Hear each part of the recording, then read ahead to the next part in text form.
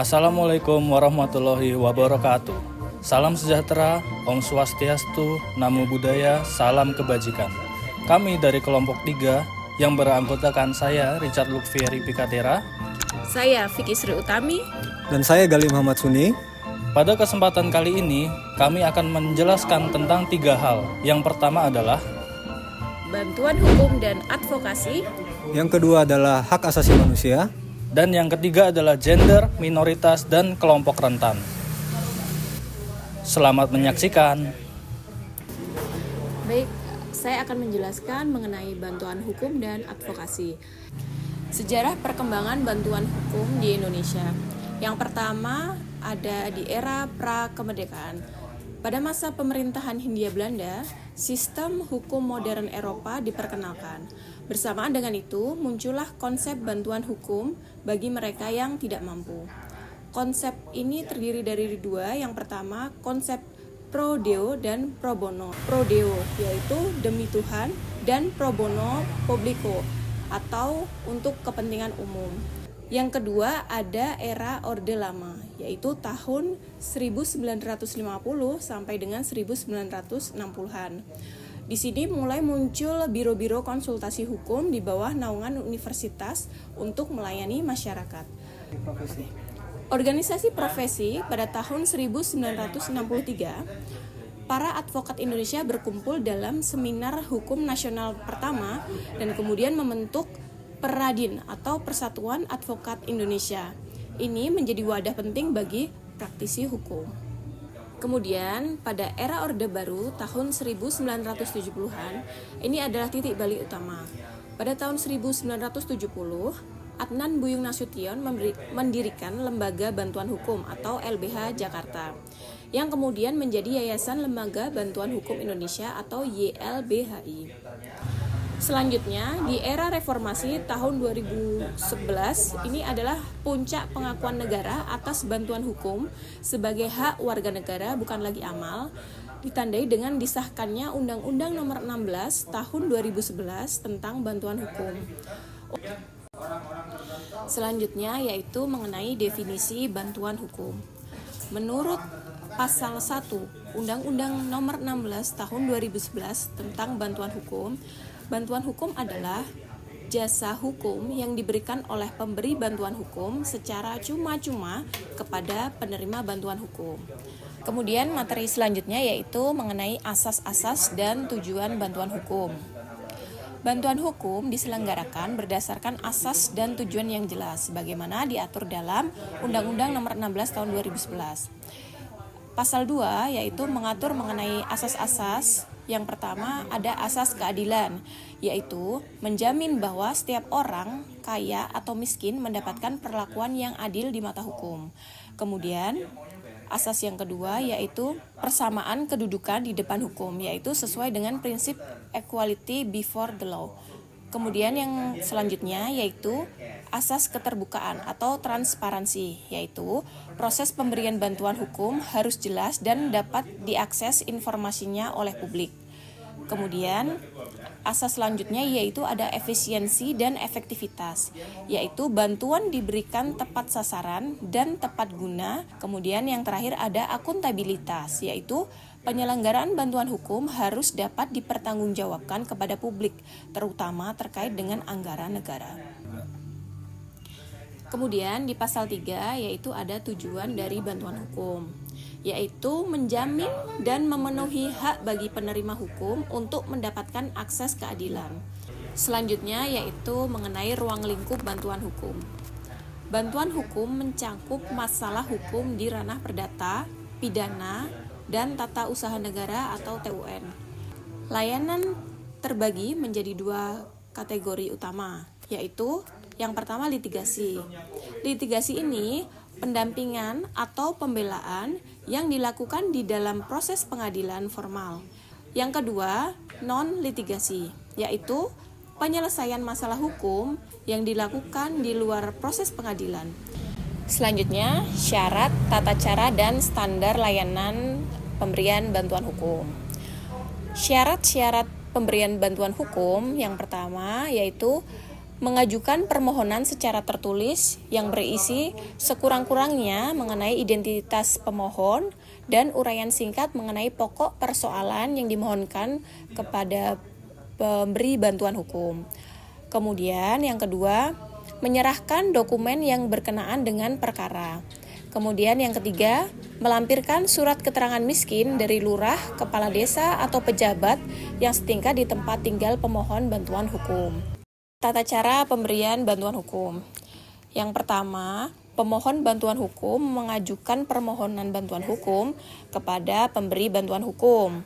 Nah, kemudian dalam 3 hari kerja, pemberi bantuan hukum wajib memberikan jawaban atas permohonan pengajuan bantuan hukum. Standar layanan bantuan hukum, yaitu adalah tolak ukur yang dipergunakan sebagai pedoman dalam pemberian layanan bantuan hukum. Standar ini mengatur hal-hal teknis seperti yang pertama, hak dan kewajiban pemberi bantuan hukum, yaitu seperti memperoleh informasi, kemudian menerima dokumen yang terkait perkara, kemudian melanjutkan layanan bantuan hukum sesuai dengan peraturan yang berlaku. Yang kedua, ada hak dan kewajiban penerima bantuan hukum, yaitu seperti mendapatkan penjelasan dengan baik, mendapatkan perlindungan dan privasi dari kerahasiaan data, dan yang terakhir mengenai sanksi dan pelanggaran mengenai bantuan hukum. Model-model bantuan hukum. Yang pertama, Judicare model atau model pembayaran per kasus. Kemudian ada Public Defender model atau model pembela umum. Yang ketiga ada lembaga bantuan hukum, yaitu negara memberikan dana berupa hibah kepada organisasi non-profit independen, itu bantuan hukum yang memberdayakan masyarakat. Ini merujuk pada konsep bantuan hukum yang struktural. Fokusnya bukan hanya memenangkan kasus individu, tetapi memberdayakan masyarakat agar mampu mengubah sistem atau kebijakan yang menindas mereka. Tata cara dan teknik advokasi dan ADR. Advokasi adalah upaya lebih luas untuk membela, mendampingi, dan memperjuangkan kepentingan seseorang atau kelompok, baik di dalam litigasi maupun non-litigasi. Advokasi non-litigasi, yaitu advokasi untuk mempengaruhi kebijakan atau opini publik. Tekniknya meliputi lobby dan negosiasi, kemudian kampanye publik, kemudian ada membangun jaringan. Alternative Dispute Resolution atau ADR, yaitu pembagian dari advokasi non-litigasi yang fokus pada penyelesaian sengketa di luar pengadilan. Ini diatur dalam Undang-Undang Nomor 30 Tahun 1999. Bentuk utama dari ADR adalah yang pertama ada negosiasi, yaitu para pihak yang bersengketa bertemu langsung untuk tawar-menawar dan mencari kesepakatan atau win-win solution. Kemudian ada mediasi, yaitu para pihak dibantu oleh pihak ketiga yang netral atau disebut dengan mediator. Yang ketiga ada konsiliasi, yaitu mirip dengan mediasi tetapi dibantu dengan pihak ketiganya konsiliator. Kemudian arbitrase, yaitu para pihak sepakat menunjuk pihak ketiga atau arbiter untuk memutuskan sengketa mereka. Baik, selanjutnya kita akan membahas terkait hak asasi manusia. Kita mulai terlebih dahulu dari sejarah hak asasi manusia. Di tingkat dunia, konsep hak asasi manusia sudah dimulai sejak lama. Pada tahun 1215, di Inggris lahir dokumen Magna Carta yang membatasi kekuasaan raja dan memberikan hak-hak tertentu kepada rakyat. Kemudian pada tahun 1789, setelah Revolusi Prancis, lahir Deklarasi Hak Manusia dan Warga Negara. Dan yang paling penting adalah pada tahun 1948, Perserikatan Bangsa-Bangsa atau PBB menetapkan Deklarasi Universal Hak Asasi Manusia yang menjadi standar HAM internasional hingga saat ini. Di Indonesia sendiri, semangat HAM sebenarnya sudah ada sejak kemerdekaan. Pembukaan Undang-Undang Dasar 1945 kita telah mencantumkan nilai-nilai HAM dengan jelas. Kemudian pada tahun 1999, pemerintah Indonesia mengeluarkan Undang-Undang Nomor 39 Tahun 1999 tentang hak asasi manusia yang menjadi landasan hukum perlindungan HAM di Indonesia. Dan pada tahun 2000, melalui amandemen kedua Undang-Undang Dasar 1945, hak asasi manusia diatur secara eksplisit dalam pasal 28A hingga 28J.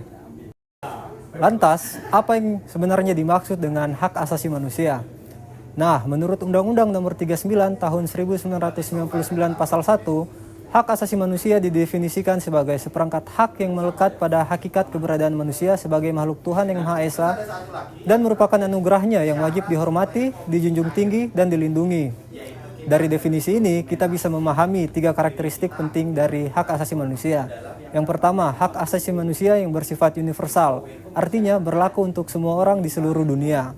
Yang kedua, hak asasi manusia melekat sejak lahir, bahkan sejak dalam kandungan, tanpa perlu diberikan oleh siapapun. Dan yang terakhir, hak asasi manusia tidak dapat dicabut oleh siapapun, termasuk negara sekalipun. Selanjutnya terkait prinsip dan konsep fundamental dari hak asasi manusia. Prinsip pertama adalah universalitas. Ini berarti hak asasi manusia berlaku untuk semua orang tanpa terkecuali. Prinsip kedua adalah tidak terpisahkan atau invisibility. Semua hak asasi manusia saling terkait dan tidak dapat dipisahkan satu sama lain. Kemudian prinsip ketiga adalah kesetaraan. Semua manusia dilahirkan setara dalam martabat dan hak-haknya. Tidak ada manusia yang lebih tinggi atau lebih rendah dari yang lain. Prinsip keempat adalah non-diskriminasi. Artinya, hak asasi manusia harus dijamin tanpa pembedaan apapun seperti suku, agama, ras, jenis kelamin, bahasa, bahkan status sosial. Dan prinsip terakhir yang paling penting adalah keseimbangan antara hak dan kewajiban. Setiap orang memiliki hak, tetapi juga memiliki kewajiban untuk menghormati hak orang lain. Hak asasi manusia dapat dibagi menjadi beberapa kategori. Kategori pertama yang akan kita bahas adalah hak sipil dan politik. Nah, hak sipil dan politik adalah hak yang berkaitan dengan kehidupan pribadi dan partisipasi dalam kehidupan politik. Beberapa contoh hak sipil dan politik antara lain. Pertama, hak hidup, yaitu hak setiap orang untuk hidup dan tidak boleh dirampas nyawanya secara sewenang-wenang. Yang kedua yaitu hak kebebasan berpendapat dan berekspresi. Yang ketiga, hak untuk berkumpul dan berserikat secara damai, misalnya membentuk organisasi atau bergabung dengan perkumpulan tertentu. Yang keempat yaitu hak untuk memilih dan dipilih dalam pemilihan umum. Yang kelima adalah hak atas peradilan yang adil dan tidak memihak. Yang keenam adalah hak untuk bebas dari penyiksaan dan perlakuan yang merendahkan martabat kemanusiaan. Yang ketujuh adalah hak untuk memeluk agama dan menjalankan ibadah sesuai keyakinan masing-masing. Dan masih banyak lagi hak-hak lainnya yang tercantum dalam pasal 28 Undang-Undang Dasar 1945 dan Undang-Undang Nomor 39 Tahun 1999. Kategori kedua adalah hak ekonomi, sosial, dan budaya. Nah, hak ekonomi, sosial, dan budaya ini adalah hak-hak yang berkaitan dengan kemampuan untuk hidup layak dan berkembang dalam masyarakat. Hak-hak ini sangat penting untuk memastikan kesejahteraan dari setiap orang. Hak-hak ini dijamin dalam pasal 28C dan 28H Undang-Undang Dasar 1945 serta Undang-Undang Nomor 39 Tahun 1999. Sayangnya, meskipun hak asasi manusia sudah diatur dengan jelas, pelanggaran HAM masih kerap terjadi. Pelanggaran HAM dapat dibedakan menjadi 2 kategori berdasarkan tingkat dari keparahannya. Kategori pertama adalah pelanggaran HAM berat. Menurut Undang-Undang Nomor 26 Tahun 2000 tentang Pengadilan HAM, pelanggaran HAM berat meliputi 2 jenis kejahatan. Yang pertama adalah genosida, lalu kategori kedua adalah kejahatan terhadap kemanusiaan, yaitu perbuatan yang dilakukan sebagai bagian dari serangan yang meluas atau sistematis. Selanjutnya pada kategori kedua adalah pelanggaran hak asasi manusia ringan. Ini mencakup pelanggaran yang tidak termaksud dalam kategori berat, seperti penganiayaan ringan, pencemaran nama baik, diskriminasi dalam pelayanan publik, atau pembatasan kebebasan berpendapat yang tidak proporsional. Sekarang, mari kita lihat bagaimana realitas pemenuhan HAM di Indonesia saat ini. Nah, dari sisi kemajuan, Indonesia sudah menunjukkan komitmen yang cukup baik. Komisi Nasional Hak Asasi Manusia atau Komnas HAM sudah berdiri sejak tahun 1993 sebagai lembaga yang independen yang bertugas untuk memantau dan menyelidiki pelanggaran HAM. Kita juga sudah memiliki pengadilan HAM berdasarkan Undang-Undang Nomor 26 Tahun 2000 untuk mengadili pelanggaran HAM berat. Perlindungan HAM juga sudah dijamin secara konstitusional melalui pasal 28A hingga 28J pada Undang-Undang Dasar 1945. Namun, tentu saja masih ada berbagai tantangan yang harus kita hadapi. Beberapa kasus pelanggaran HAM masa lalu, terutama pelanggaran HAM berat, hingga saat ini belum tuntas diselesaikan dan masih menunggu pengungkapan kebenaran serta keadilan. Diskriminasi terhadap kelompok minoritas, baik agama, etnis maupun kelompok rentan lainnya masih kerap terjadi di berbagai daerah. Kesenjangan ekonomi yang tinggi juga membuat akses terhadap pendidikan, kesehatan, dan layanan dasar lainnya tidak merata. Kekerasan terhadap perempuan dan anak, baik dalam rumah tangga maupun di ruang publik, masih menjadi masalah yang serius. Dan dalam beberapa kasus, masih terjadi pembatasan kebebasan berekspresi, terutama terhadap kritik tentang pemerintah atau penguasa.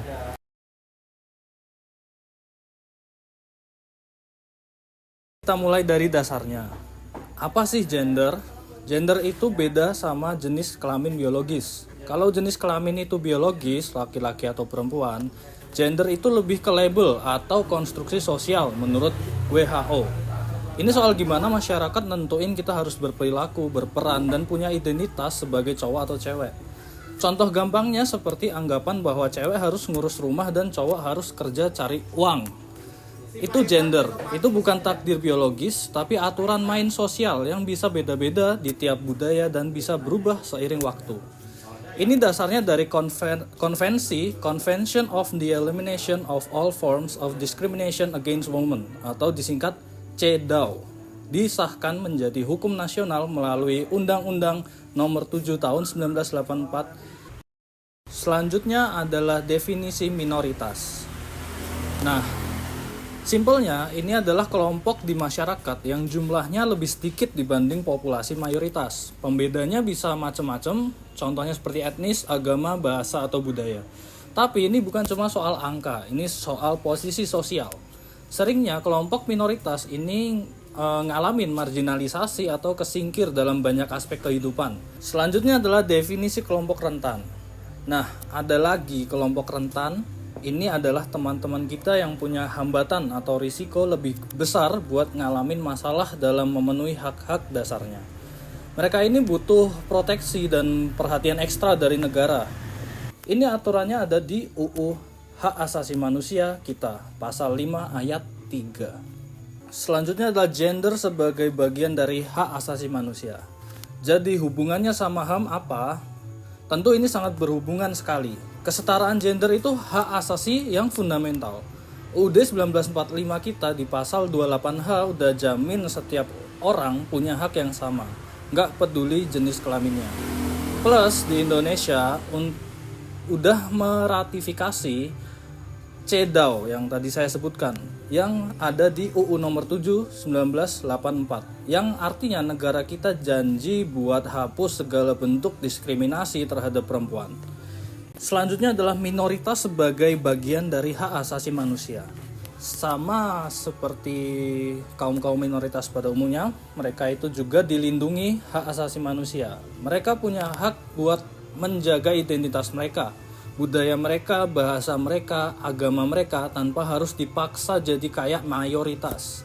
UUD 1945 di pasal 28I melindungi dari diskriminasi dan pasal 29 menjamin kebebasan beragama. Selanjutnya adalah kelompok rentan sebagai bagian dari hak asasi manusia. Kalau kelompok rentan aturannya jelas banget di UU Hak Asasi Manusia nomor 39 1999. Di pasal 5 ayat 3 bilang mereka berhak dapat perlakuan dan proteksi khusus. Buat teman-teman disabilitas ada undang-undangnya sendiri, yaitu nomor 8 tahun 2016 yang mengatur hak aksesibilitas untuk mereka. Dan untuk anak-anak ada UU Perlindungan Anak. Ini menunjukkan kalau negara itu sadar bahwa mereka ini butuh perlindungan ekstra dan tidak bisa disamakan dengan orang pada umumnya. Selanjutnya kita ke isu kritis, ketimpangan gender. Sekarang kita lihat realitanya di lapangan, yang kadang nggak seindah di aturan. Isu pertama yaitu ketimpangan gender. Datanya jelas, cewek di Indonesia rata-rata dibayar 23% lebih rendah buat kerjaan yang sama kayak laki-laki. Isu kedua adalah diskriminasi minoritas. Ini juga nyata, banyak dari mereka susah mengakses layanan publik cuma karena identitasnya. Intoleransi dan hate speech sering terjadi. kita masih dengar kasus susah bikin dokumen kependudukan, tempat ibadah ditutup, atau dilarang ngejalanin ibadahnya. Kemudian kita ke isu kritis, kerentanan kelompok khusus. Setiap kelompok rentan punya medan perangnya sendiri.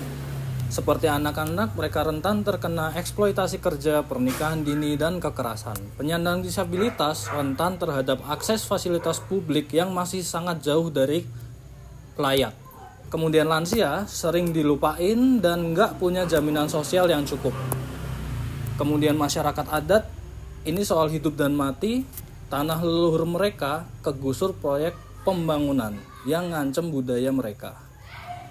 Tantangan perlindungan hak asasi manusia. Kenapa sih masalah ini kayak nggak kelar-kelar? Ada beberapa tantangan besarnya. 1. Aturannya bagus di kertas, tapi implementasinya di lapangan tidak terlihat atau melempem. 2. Stigma dan stereotip di masyarakat itu menempel banget, susah diubah. Dan ketiga, data soal mereka ini masih kurang. Jadi kebijakan yang dibikin sering nggak nyambung atau nggak tepat sasaran. Dan yang keempat, kalau mereka kena masalah, akses keadilan itu susah dan mahal. Selanjutnya kita masuk ke upaya perlindungan. Pertama, kita perlu untuk memperkuat regulasi dan kebijakan yang lebih inklusif. Kedua, kampanye edukasi terus-menerus untuk mengubah mindset masyarakat. Ketiga, pemberdayaan ekonomi supaya mereka bisa mandiri. Keempat, kita perlu membuat jalur pengaduan yang gampang diakses dan ada pemulihan untuk korban. Yang terakhir dan paling penting adalah ini merupakan pekerjaan kita bersama, pemerintah, organisasi sipil, dan kita semua harus bergerak untuk dapat mewujudkan hal ini.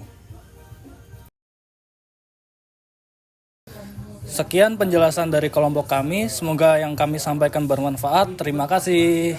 Bye.